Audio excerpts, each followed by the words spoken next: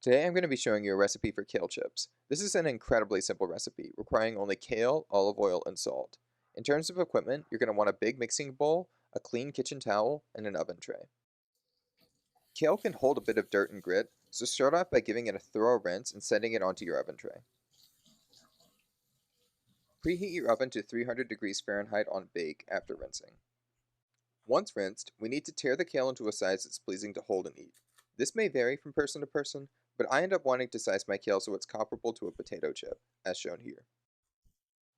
Kale stems are edible, but I find them chewy and unpleasant, so I strip the leaves off to avoid including too much of the white stem area.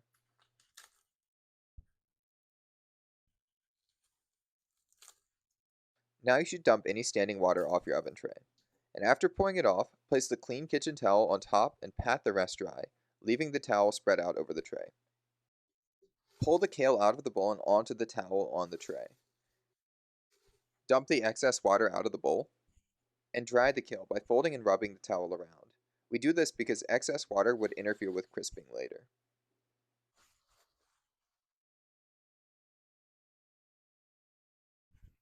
And now we can use the same towel to wipe out the excess water from the bowl,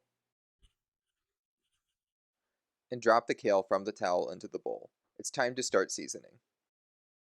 Seasoning happens in 2 to 4 steps, depending on the amount of kale. I use 3 steps for the amount shown here. I start off with a small pinch of salt. Emphasis on the small.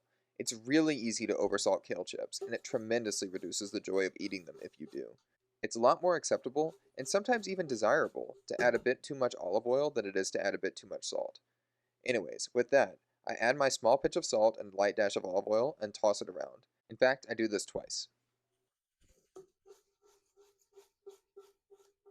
Then I add the third and final bits of salt and oil, again being light with the salt on purpose.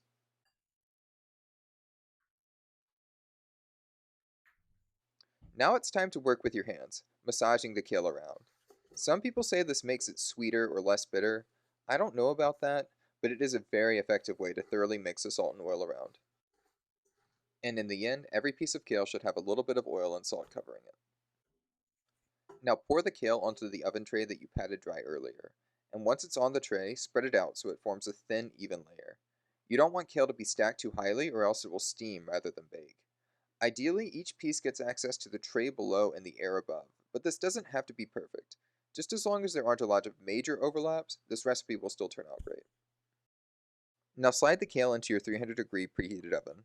It takes 20 to 30 minutes to bake, but we're going to check on it every 7 minutes. At 7 minutes, open your oven door a crack to release steam for a few seconds. Steam is the enemy of crispy deliciousness.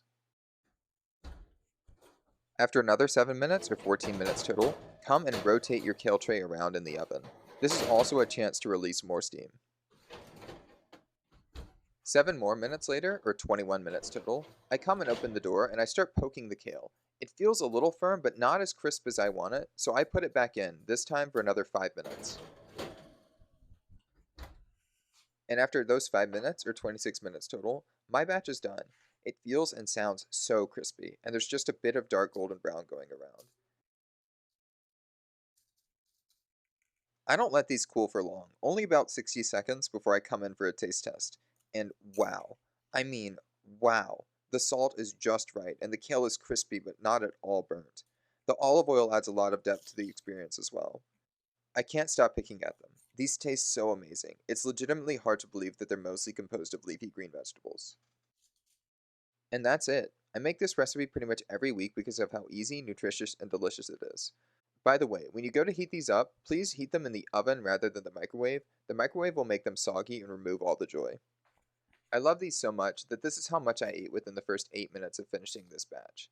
And while I'm here, one more piece can't hurt. Mm.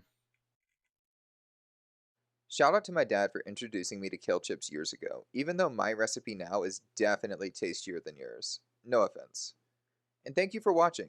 If you like what you saw, please like and subscribe, and leave a comment below describing your experience with this recipe or what you want to see next.